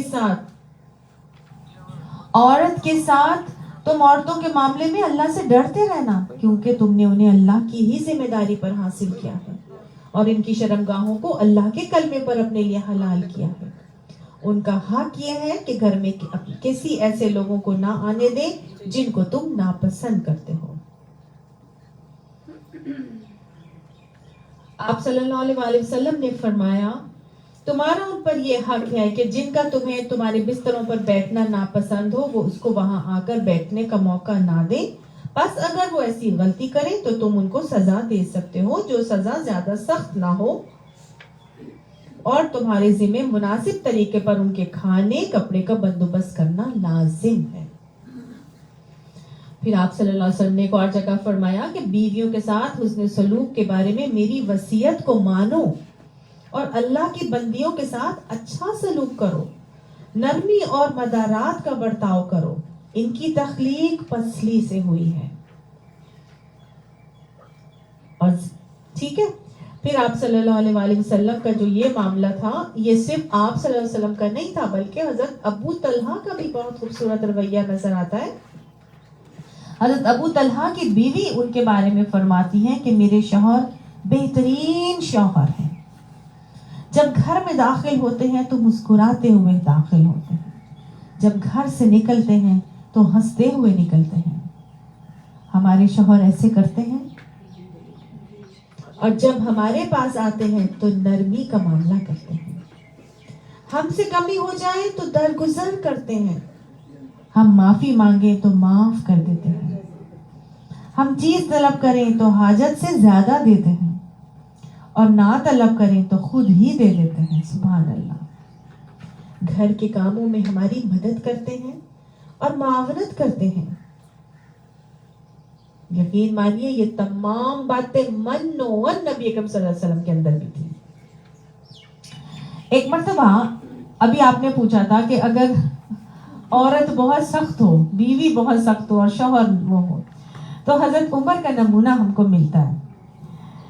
ایک شخص جو ہے وہ اپنی بیوی کی شکایت کرنے کے لیے حضرت عمر کے پاس گیا کہ میں اپنی بیوی کی شکایت کروں کہ وہ بڑی سختی ہے، سخت لڑتی رہتی ہے ہر وقت میرے سے، مطلب شکایت کرنے گیا. جب وہ حضرت عمر کے پاس گیا تو اس نے سنا کہ بلکہ دیکھا کہ حضرت عمر کی بیوی بھی انہیں سخت وقت دے رہی تھی. تو وہ کہنے لگے کہ یا تو حضرت عمر بھی اسی چیز کا شکار ہیں، تو سوچا واپس چلتا ہوں، یا تو آگے کا آوا ہی ایک جیسا ہے. تو وہ جب واپس جانے لگے، وہ شخص واپس جانے لگا تو حضرت عمر نے اس کو بلا لیا. وہ سمجھ گئے نا کہ یہ کیا پتہ نہیں دل میں کیا بات لے کے چلا جائے گا. تو انہوں نے آگے سے کہا کہ میری بیوی میرے لیے کھانا پکاتی ہے، کپڑے دھوتی ہے، بچوں کو دودھ پلاتی ہے، وہ بھی بغیر معاوضے کے، اور اس کے علاوہ مجھے سکون بھی دیتی ہے کہ میں ناجائز تعلقات سے بچا رہتا ہوں اور پھر میں اس کے ساتھ ہمدردی اور بہادری سے رہتا ہوں. سمجھ آئی؟ تو یہ بات اگر انسان سوچ لے کہ یہ عورت ہے، یہ پسلی سے بنی ہے، تو اللہ نے آگے یہاں پر ہمیں یہ بتایا فَإِن كَرِهْتُمُوهُنَّ، بس اگر تم ان سے کراہت کھاتے ہو، وہ تمہیں ناگوار ہوتی ہیں، بہت زیادہ لڑتی جھگڑتی ہیں، کوئی بدتمیزی کرتی ہیں، یا تمہیں سختی سے معاملات کر رہی ہیں، فَعَسَىٰ أَن تَكْرَهُوا شَيْئًا، بس شاید کہ تم ایک چیز کو ناپسند کرتے ہو، وَيَجْعَلَ اللَّهُ فِيهِ خَيْرًا كَثِيرًا، اور اللہ نے اسی میں بہت زیادہ بھلائی رکھ دی ہو. یعنی ایک چیز اگر تمہیں اپنی بیوی کی ناپسند ہے تو ہو سکتا ہے اللہ نے اسی میں تمہارے لیے بہت خیر رکھ دی ہو. اگر ایک بیوی سخت ہے، سخت طبیعت کی ہے یا اصولوں والی ہے، تو ہو سکتا ہے اس کے وہ اصول اسے بہت زیادہ دوسری جگہوں پہ وہ کام دے رہے ہوں جہاں تمہیں تھوڑی سی اس کی وجہ سے تنگی ہوتی ہے. ایڈمنسٹریشن میں وہ کام دے رہے ہوں، وہ کسی کالج کو بہت اچھی طرح چلا رہی ہو، کسی اسکول کی پرنسپل ہو، ہے کہ نہیں، کسی ادارے کی سربراہ ہو، اگر گھر میں ایسے ہو رہی ہے تو ہو سکتا ہے کہ اس کے اندر اللہ نے بہت دوسری بھلائی بھی خیر رکھ دی ہو. تو دیکھیں ایک اور بات بھی ہے کہ مرد یہ دیکھ لے کہ اگر ایک چیز نہیں تو دوسری اچھی ہوگی، کوئی اور دوسری عادت دیکھ لو. ہو سکتا ہے نا کہ اگر تمہیں اس کی شکل پسند نہیں تو اس کی عقل دیکھ لو، دیکھ لو کتنی سوگھڑ ہے، دیکھ لو کہ تمہارے بچوں کی کتنی اچھی تربیت کر رہی ہے، دیکھ لو کہ نیک کتنی ہے، پارسا کتنی ہے، نمازی کتنی ہے، خوش اخلاق کتنی ہے. کوئی نہ کوئی اچھی چیز اس کے اندر سے ڈھونڈو اور دیکھو کہ اس میں اللہ نے تمہارے لیے کوئی نہ کوئی بھلائی رکھی ہوگی. آپ مردوں کو نظر آتا ہے، سب کچھ آتا ہے نظر. ہاں جی جی. تو بات یہ ہے کہ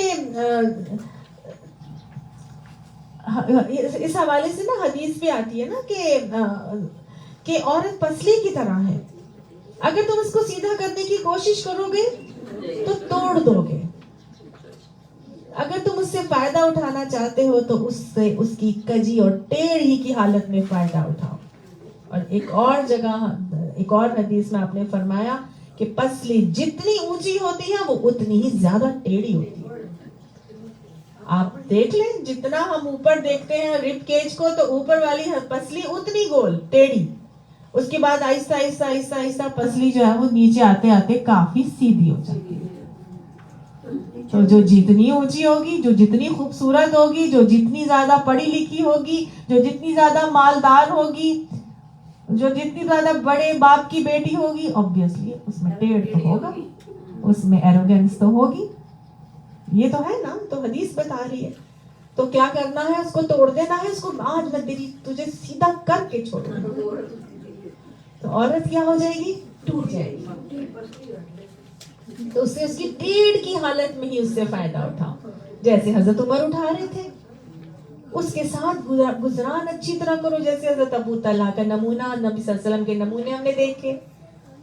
ہمیں یہ باتیں اپنے بیٹوں کو، اپنے مردوں کو، اپنے بھائیوں کو سکھانی ہے.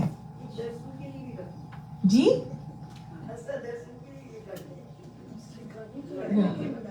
صحیح کہہ رہی ہے بالکل. تب کیا ہے، ضروری تو نہیں ہے نا کہ ہر مرد جو ہے وہ اپنی بیوی کے ساتھ اگر ایسے معاملات کرے تو ساری بیویاں ٹھیک ہی ہو جائیں. سم ٹائمز ایسے ہوتا ہے کہ کچھ ناگزیر وجوہات کی بنا پر نہیں بنتی، نہیں نبھتی، اور ایک مرد کہتا ہے کہ نہیں میں اس کے ساتھ گزارا نہیں کر سکتا ایٹ اینی کاسٹ، اور میں نے اس کی جگہ دوسری لے کر آنی ہی آنی ہے. ہوتا ہے نا، طلاق دینی ہے تو اللہ تعالیٰ نے یہ آپشن تو رکھا ہے ہمارے لیے، لیکن اس کو جائز تو کیا گیا ہے، لیکن اس کو پسند نہیں کیا گیا نا. تو آپ صلی اللہ علیہ وسلم کیا فرماتے ہیں، نکاح کرو طلاق نہ دو. اللہ ایسے مردوں اور عورتوں کو پسند نہیں کرتا جو پھول پھول رس چوستے ہیں. اور حدیث میں آتا ہے کہ بکثرت طلاقیں دینے والے پر اللہ کی لعنت ہے. سب سے زیادہ حلال کاموں میں ناپسندیدہ عمل طلاق کا عمل ہے. لیکن کچھ ناگزیر وجوہات کی بنا پر طلاق دینا مسٹ ہو جاتا ہے, ضروری ہو جاتا ہے, تو پھر اللہ تعالیٰ نے آگے ہمیں بتایا کہ وَإِنْ أَرَدْتُمُ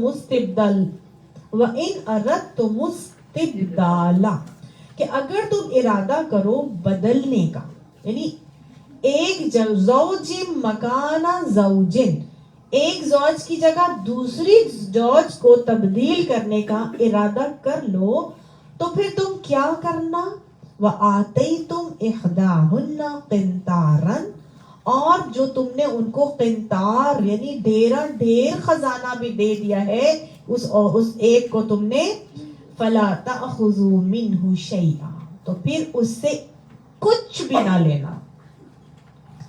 ایک عورت کو جب تم طلاق دیتے ہو تو جتنا تم ان کو دے چکے ہو اس میں سے کچھ لینے کا اختیار تم کو نہیں ہے. سمجھ آ گئی؟ کتنا سختی سے منع کیا جا رہا ہے. آج ہمارے یہاں طلاق ہوتی ہے تو سب سے پہلے بٹوارے ہو جاتے ہیں, سامان آ جاتا ہے, یہ دے دو مجھے, یہ لے لو میرا سے, یہ ایسے ہے اور ویسے ہے, میں نے تمہیں فلاں چیز بھی دی. اول تو دیتے نہیں ہے کہ جی ہمیں دینا پڑے گا سب کچھ, کھلائی لے لیں تو چلی جائیں, لیکن اگر یہاں کہا جا رہا ہے کہ قنطار بھی دے دیا نا, اتنا ڈھیر خزانہ بھی, پھر بھی تم ان سے واپس لینے کا اختیار نہیں رکھتے.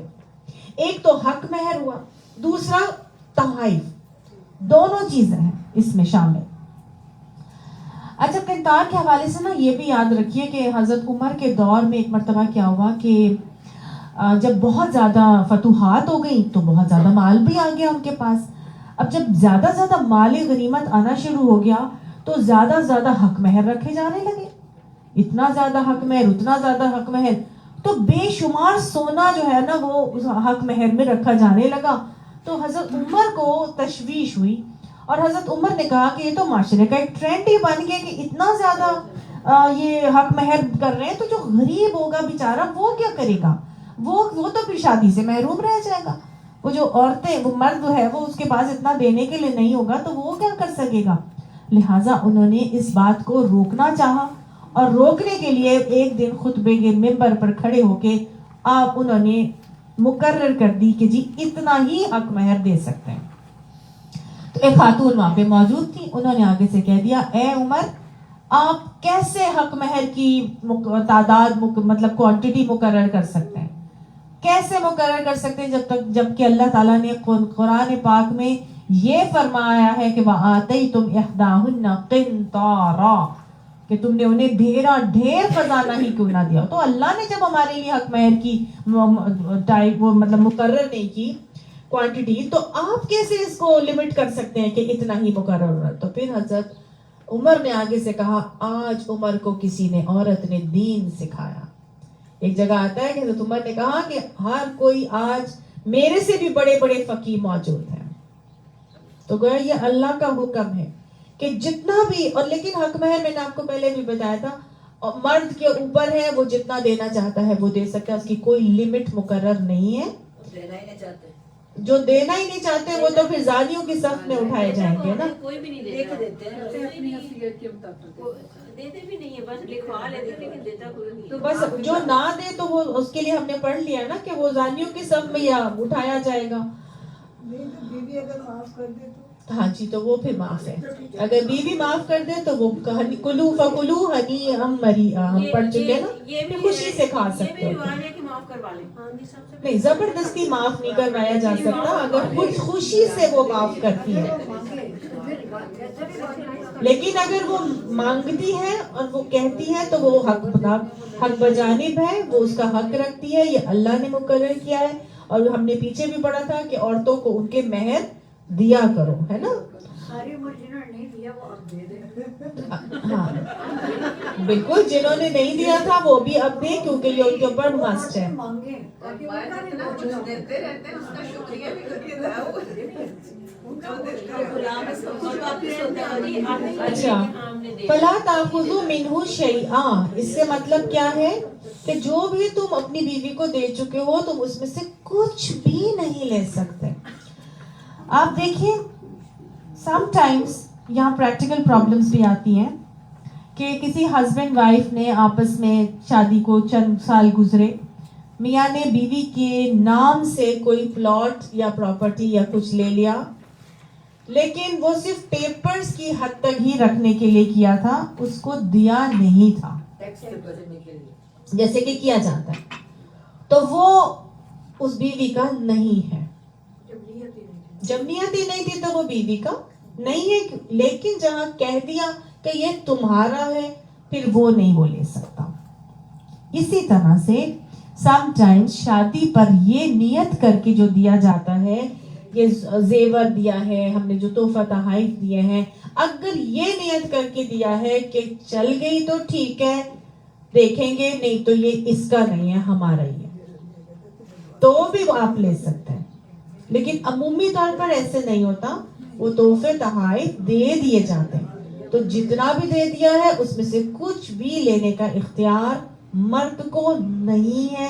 اللہ نے کہہ دیا فلا تأخذوا منہ شیئا, اس میں سے کچھ بھی نہ لو. لا, قرآن کا لا ہے. کیوں؟ وجہ کیا ہے؟ اتأخذونہ بہتانا واثما مبینا, کیا تم لوگ اس کو اس کے اوپر بہتان لگا کے اور ایک ظلم کر کے, سری گناہ کر کے, یعنی کہ یہ ایک گناہ کا معاملہ ہے, تم اس پہ بہتان لگا کے یہ چیزیں لوگے. وَكَيْفَ تَأْخُذُونَهُ, یہ تم کیسے لے سکتے ہو اس کو؟ وَقَدْ أَفْضَى بَعْضُكُمْ إِلَى بَعْضٍ, اور یقیناً افضا یعنی فائدہ اٹھایا ہے, تنہائی میں تم لوگ ایک دوسرے کے ساتھ رہے ہو. بعضکم الی بعض, بعض تمہارے دوسرے طرف بعض کے, مرد عورت کے ساتھ, عورت نے مرد کے ساتھ تنہائی میں لمحات گزارے ہیں, ایک دوسرے سے محظوظ ہوئے ہو, تم لوگوں نے ایک دوسرے کو انجوائے کیا ہے. وَأَخَذْنَ مِنْكُمْ مِيثَاقًا غَلِيظًا, اور وہ جو عورتیں ہیں وہ تم سے ایک پکا عہد میں باندھ چکی تھی. کون سا عہد؟ نکاح کا. وہ پکا نکاح کا عہد تم سے باندھ چکی تھی کہ وہ تمہارے علاوہ کسی اور کو نہیں دیکھیں گی, کہیں اور نہیں جائیں گی, تو تمہاری, تم اس کے, تم لوگ ایک دوسرے کے ساتھ پکا عہد لے چکے ہو, تم اس کو تحفے تحائف دے چکے ہو. تم کیا سری بہتان لگا کے اور ظلم کر کے وہ ساری چیزیں اس سے واپس لوگے؟ تمہارے لیے ہرگز بھی جائز نہیں ہے.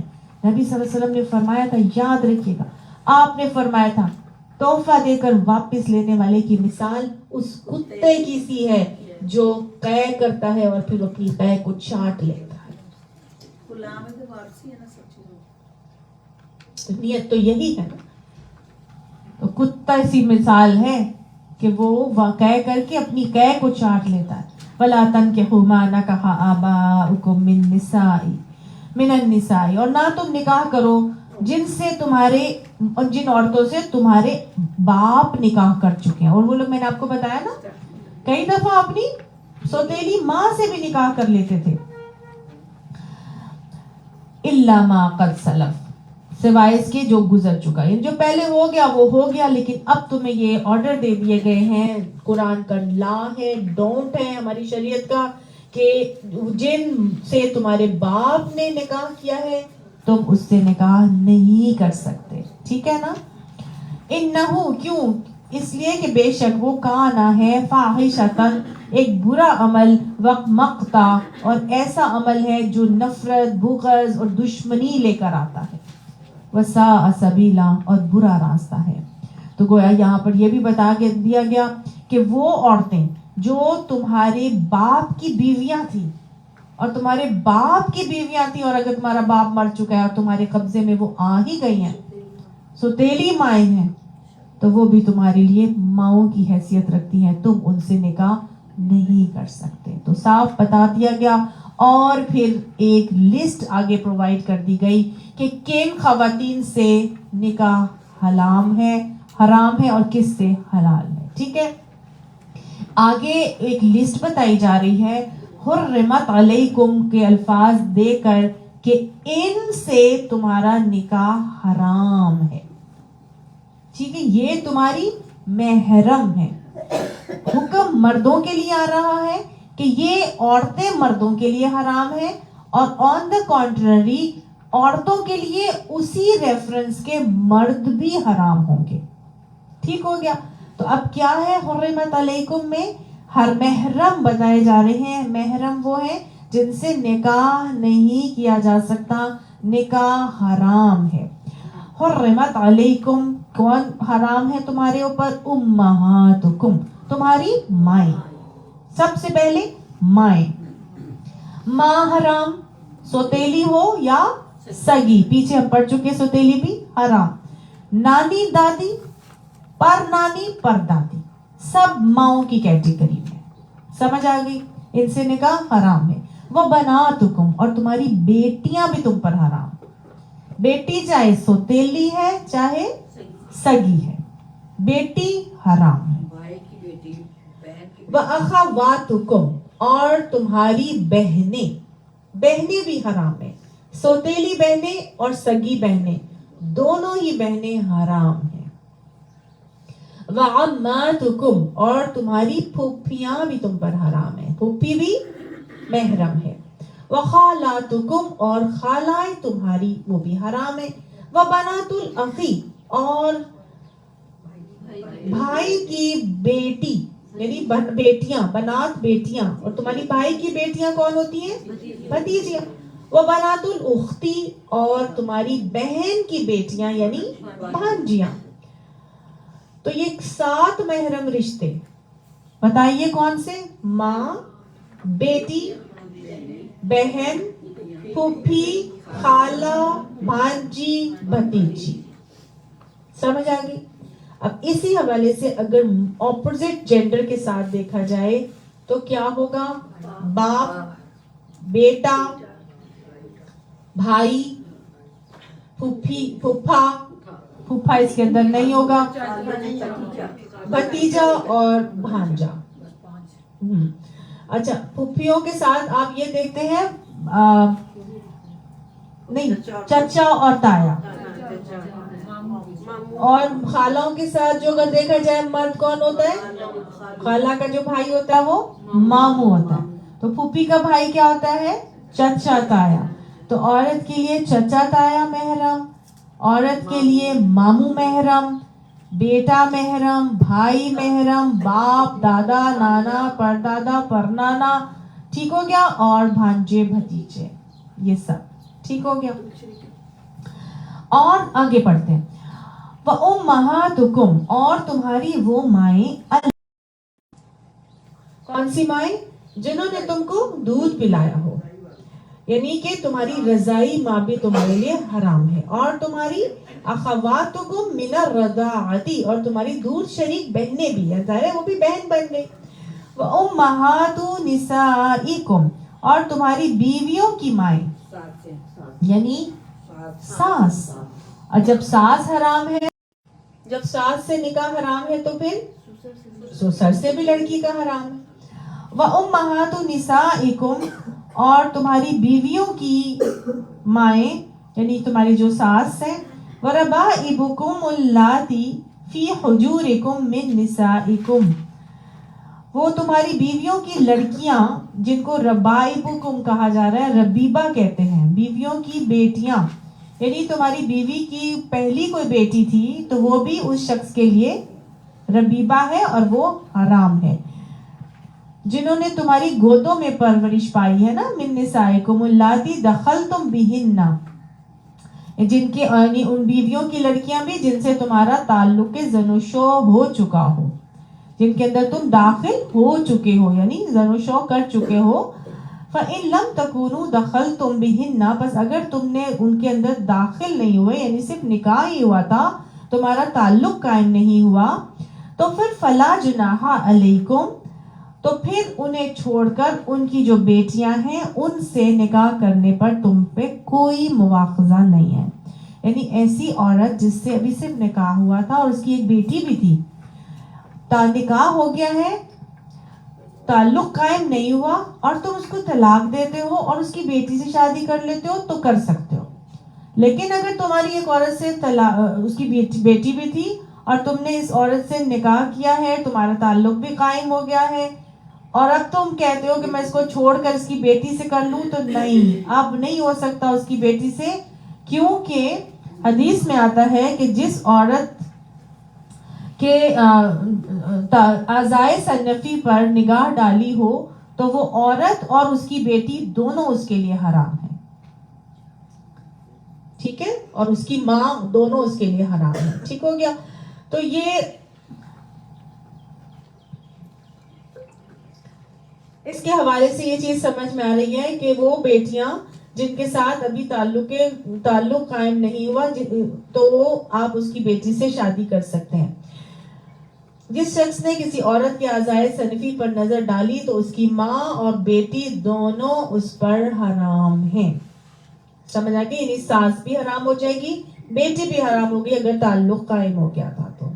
ٹھیک ہو گیا. اور اگر صرف نکاح ہوا تھا, تعلق نہیں ہوا تھا, تو اس ساس سے بھی وہ شادی کر سکتا ہے اور بیٹی سے بھی شادی کر سکتا ہے طلاق دینے کے بعد. اب آگے بڑھتے ہیں. وَحَلَائِلُ أَبْنَائِكُمْ, اور تمہارے ان بیٹوں کی بیویاں بھی, الَّذِينَ مِنْ أَصْلَابِكُمْ, وہ جو تمہاری صلب سے بیٹے ہیں, جو تمہارے اپنے سگے بیٹے ہیں نا, ان کی جو بیویاں ہیں وہ بھی تمہارے لیے کیا ہیں؟ محرم ہے. بہو محرم ہوتی ہے. جب بہو سسر کے لیے محرم ہو گئی تو داماد ساس کے لیے محرم ہو گیا. ٹھیک ہے. وَأَن تَجْمَعُوا, اور یہ بھی تمہارے لیے حرام ہے, وَأَن تَجْمَعُوا بَيْنَ الْأُخْتَيْنِ, کہ تم جمع کرو دو بہنوں کو جمع کرو, إِلَّا مَا قَدْ سَلَفَ, سوائے جو گزر گیا وہ گزر گیا. دو بہنوں کے حوالے سے حدیث سے جو ہمیں پتہ چلتا ہے, ایک تو یہ کہ دو بہنوں کو ایک ہی نکاح میں رکھنا حرام ہے, ایک وقت میں دو بہنیں نکاح میں نہیں ہو سکتی. اسی طرح جب دو بہنیں نہیں ہو سکتی تو پھر خالہ بھانجی بھی نہیں ہو سکتی ایک نکاح میں ایک شخص کے, اور پھپھو بھتیجی بھی ایک شخص کے نکاح میں نہیں ہو سکتی. ٹھیک ہے. اگر ایک مر جائے تو یا طلاق دے دیں, پھر دوسری سے کیا جا سکتا. سمجھ آ گئی؟ وَكَانَ إِنَّ اللَّهَ كَانَ غَفُورًا رَحِيمًا, بے شک اللہ بخشنے والا ہے, رحم کرنے والا ہے. تو گویا یہاں پر یہ بات سمجھنے کی ہے کہ 7 جو محرم رشتے گنوائے گئے تھے, ان سے نکاح حرام تھا, اور یہ نسب کے حوالے سے تھے. رشتے جو ہوتے ہیں نا وہ 3 طرح سے بنتے ہیں. ایک خون کے رشتے بنتے ہیں, ایک نسب کے جو جس کو نسب کہا جاتا ہے, دوسرے ہم رضاعت کے رشتے بناتے ہیں, اور تیسری سسرالی رشتے بن رہے ہیں. ٹھیک ہے. نسب کے حوالے سے تو ہم نے 7 محرم رشتے پڑھ لیے, لیکن جو رضاعت کے حوالے سے بنتے ہیں اس میں یہ بات سمجھنا بہت ضروری ہے کہ کتنی رضاعت ہوگی تو وہ رشتہ قائم ہوتا ہے.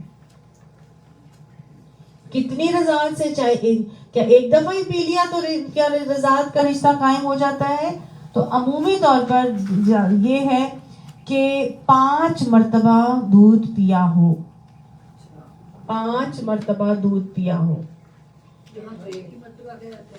جی نہیں, حدیث اور فقہ سے معلوم ہوتا ہے کہ 5 مرتبہ دودھ پیا ہو, اور دودھ اتنی مقدار میں پیا ہو کہ پیٹ بھر جائے اور رگیں تن جائیں, یا یہ بھی کہا جاتا ہے کہ بچہ خود چھوڑ دے. پیٹ بھر گیا تو چھوڑا ہے نا اس نے.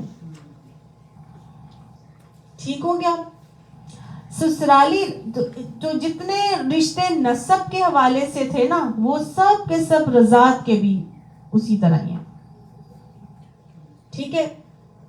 رضائی چچا, رضائی پھوپھی, رضائی بھتیجا, رضائی بھانجا, رضائی بہن, رضائی بھائی, سب رضاعت کے حوالے سے ویسے ہی ہے جو نسب کے حوالے سے. اتنی دور خون کے رشتے کے ساتھ ہے. لیکن جو سسرالی رشتے ہوتے ہیں, سسرالی جو رشتے ہیں نا, اس کے اندر عارضی حرمت ہوتی ہے. وہ تو ابدی حرمت ہو گئی, وہ ہمیشہ ہی رہیں گے وہ. ٹھیک ہے. لیکن جو سسرالی رشتے ہیں ان میں عارضی حرمت ہوتی ہے. جب تک وہ رشتہ قائم ہے تو تب تک حرمت ہے, اور جب رشتہ نہیں ہے تو وہ حرمت ختم, اب وہ آپ کے نکاح میں آ سکتے ہیں. ٹھیک ہے. یا ڈیورس کے لیے رشتہ نہیں ہے نا, ڈیورس میں بھی. تو پہلے 2 کے ساتھ ابدی حرمت ہے, اور بیٹی اور داماد دونوں سے ابدی حرمت ہوتی ہے. بیٹی اور داماد نہیں, بیٹی اور ماں, داماد نہیں, ماں سے. میں نے ابھی آپ کو بتایا تھا نا کہ اگر آپ کی آزاد سلفی پر نگاہ ڈل گئی تو اس کی بیٹی اور ماں سے ابدی حرمت، یعنی ساس اور اس کی بیٹی سے آپ کبھی بھی شادی نہیں کر سکتے، باقی سب کے ساتھ عارضی حرمت ہے. اسی لیے سسرالی رشتوں کے اندر معاملات جو ہیں وہ پردے کے حوالے سے مختلف ہوتے ہیں.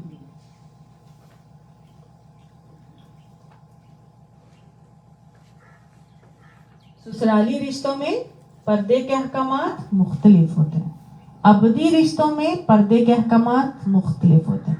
اس لیے ان کو باتوں کو جاننا بہت ضروری ہے. جب ہم آگے پڑھیں گے پردے کے احکامات تو آپ کو یہ باتیں وہاں پر خود بخود سمجھ میں آ جائیں گی.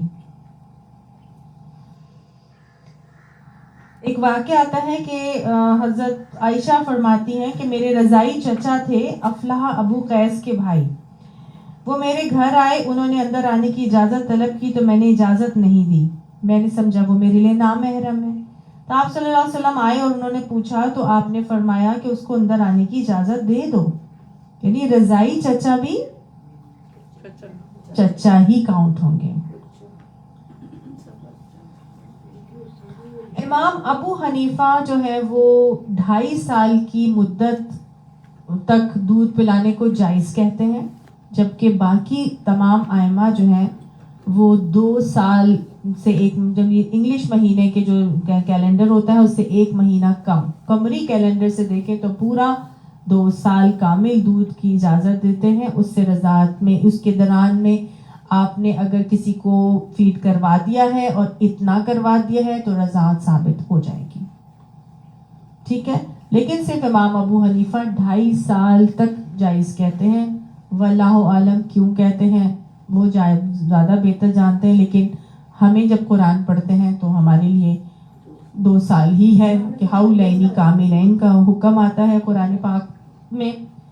ہر بندے کے پاس اپنی دلیل موجود ہے، لیکن جو ہمیں مستند روایات سے اور واقعات سے باتیں پتہ چلتی ہیں، میرا خیال ہے ہمیں ان کو ہی لے کر چلنا چاہیے بجائے اس کے کہ ہم کسی امام کی بات کو لے کے چلیں. ٹھیک ہے، ہمیں قرآن اور حدیث کی بات کو لے کے زیادہ سمجھ میں آ رہا ہے تو بس ہم نے اسی کو ماننا ہے کہ حولین کاملین کا مطلب ہوتا ہے 2 سال. تو 2 سال کے درمیان میں اگر کسی عورت نے کسی بچے کو اتنا دودھ پلایا ہے کہ یا کسی بچے نے اس عورت کا اتنا دودھ پیا ہے کہ 5 مرتبہ پیا ہے اور اس نے اتنا پیا ہے کہ اس سے اس کی پیٹ بھر گیا ہے، رگیں تن گئی ہیں یا اس نے خود چھوڑ دیا ہے تو رضائی رشتے اس کے ساتھ بن چکے ہیں سارے، ان سب کے ساتھ بھی ابدی حرمت.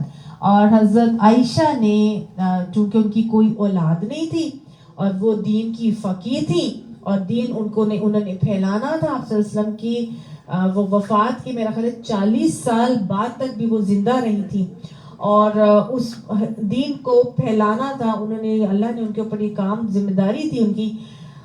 تو انہوں نے کیا کیا تھا، انہوں نے اپنی بہن سے بہت سارے بچوں کو دودھ پلوا کرنا ان کی رضائی خالہ بنتی گئی. سمجھ آئی؟ تو وہ ان کی رضائی خالہ بنتی گئی اور وہ پھر ان کو وہ آ کے بیٹھتے تھے اور ان سے دین سیکھتے تھے. تو پھر پردے کا حکم ختم ہو جاتا ہے. اور جو پردے کے ساتھ دین سیکھنے آتا تھا پھر وہ وہاں پہ پھر وہ پردہ لگا کے اور پھر ان کو دوسری طرف بٹھا کے اور دین سکھانے کا معاملہ وہ کرتی نظر آتی ہیں. چلیں ٹھیک ہے، تو ہم یہیں پر اس کو ختم کرتے ہیں. آج ہمارا الحمدللہ 4تھا سپارہ ختم ہوا ہے. اب انشاءاللہ اگلا جو جمعہ ہوگا جمعۃ المبارک وہ ہم استقبال رمضان کریں گے اور پھر اس کے اگلے جمعے سے ہمارا دورہ قرآن شروع ہو جائے گا انشاءاللہ. ٹھیک ہے، ٹائمنگز دورہ قرآن کی ہماری 2 o'clock سے 2:30 سے بلکہ ہم ابھی شروع کریں گے اور 2:30 سے 5 o'clock تک کریں گے. اور جب رمضان المبارک شروع ہو جائے گا تو 2 بجے سٹارٹ کر کے ہم 4:30 کوشش کریں گے ختم کریں انشاءاللہ. ٹھیک ہے، جزاکم اللہ خیر. السلام علیکم ورحمۃ اللہ وبرکاتہ.